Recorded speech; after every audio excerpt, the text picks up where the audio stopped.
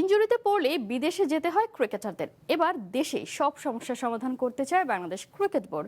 বিসিবিতে তৈরি করা হবে আধুনিক মেডিকেল সেন্টার, যেখানে আন্তর্জাতিক মানের চিকিৎসা পাবেন ক্রিকেটাররা। ইনজুরির কারণে বারবার ছিটকে পড়ছেন জাতীয় দলের ক্রিকেটাররা। অস্ট্রেলিয়ার বিপক্ষে টেস্ট সিরিজেও গুরুত্বপূর্ণ খেলোয়াড়দের পাচ্ছে না টিম টাইগার্স।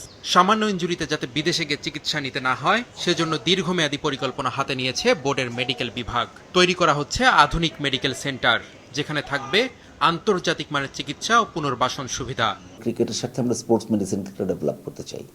আমরা যে কোনো একটা গ্রেড 1 ইনজুরি হলে এখন প্লেয়ারদেরকে বিদেশ পাঠাতে হয় অনেক সময়, এবং ইভেন আমাদের যারা ন্যাশনাল টিমের ক্রিকেটাররা আছে অনেকে আমাদের উপর প্রপার আস্থা রাখতে পারে না, যে আমাদের ডায়াগনস্টিক ফ্যাসিলিটিসগুলো হয়তো ঠিক নাই, বাইরে করলে এক এক জায়গায় এক এক ধরনের রিপোর্ট আসে, এরকম আসে। বিকজ অফ এখানে কোর নলেজের অভাব আছে। অনেক সময় ফিজিওথেরাপিস্টদের উপরে ডিপেন্ড করতে হয়। আমাদের ফিজিওথেরাপিস্ট বেশ কিছু আছেন, কিন্তু আসলে এদেরকে প্রপার ট্রেন করার জন্য আসলে স্পোর্টস মেডিসিনের কোনো বিকল্প নাই। যে কোনো ইমার্জেন্সিতে যে কোনো প্লেয়ার, নট অনলি ন্যাশনাল টিমের, যে কোনো age related team, women's team বা অন্যান্য জায়গার লোক যাতে ইমার্জেন্সিতে আসতে পারে, ইমার্জেন্সিতে আমাদের ফ্যাসিলিটিস থাকবে, ওখানের মধ্যে রিকভারি জোন থাকবে, অবজারভেশন বে থাকবে। একাডেমি ভবনের পাশে এরই মধ্যে জায়গা বরাদ্দ করা হয়েছে মেডিকেল সেন্টারের জন্য। ডায়াগনস্টিক সেন্টার, ফিজিওথেরাপি আর স্পোর্টস রিহ্যাবিলিটেশনের জন্য এই মুহূর্তে পর্যাপ্ত লোক নেই বিসিবির হাতে। তাই দেশি বিদেশি দক্ষ লোক নিয়োগের পরিকল্পনা আছে ক্রিকেট বোর্ডের। আমরা চেষ্টা করবো যত প্রফেশনাল লোক আছে, নট অনলি ঢাকা কেন্দ্রিক, ঢাকার বাইরে ডিভিশনাল জায়গাগুলোতেও আমাদের স্পোর্টস মেডিসিনের লোকজনদেরকে ট্রেন করতে হবে। আমরা একটা প্ল্যান করেছি যাতে, যেহেতু সব জায়গার মধ্যে যেহেতু বেশ কিছু স্পোর্টস মেডিসিনের লোকদেরকে বাইরে থেকে ভালো করে ট্রেনিং দিয়ে নিয়ে আসা যায় বা কোর্স করে নিয়ে আসা যায়, এটা দেশের জন্য একটা উপকার হবে অনেক বেশি। শুধুমাত্র ক্রিকেটের জন্য না, অন্যান্য স্পোর্টসের জন্য দরকার হবে।